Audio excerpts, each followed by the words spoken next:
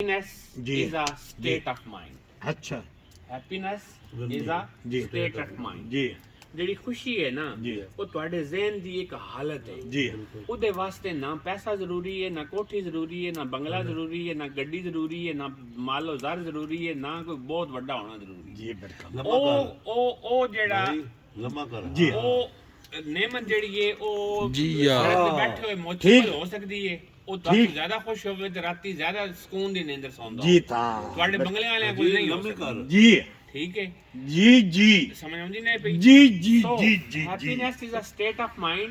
जी ਠੀਕ ਹੈ जी state of mind ਜੀ। ਇਸ state of mind ਨੂੰ ਤੁਸੀਂ ਆਪ ਇੰਜੋਏ ਕਰਨਾ ਹੈ। ਪ੍ਰੋਫੈਸਰ ਦੀ ਗੱਲਾਂ ਸਾਰੀਆਂ जी ਤੁਸੀਂ ਆਪ ਇੰਜੋਏ ਕਰਨਾ ਹੈ, ਜੀ। ਆਪਣੇ ਆਪ ਵਾਸਤੇ ਆਪ ਆਸਾਨੀਆਂ ਪੈਦਾ ਕਰਨੀਆਂ ਹਨ ਤੇ ਜੀ। ਹੋਣੀਆਂ ਹਨ।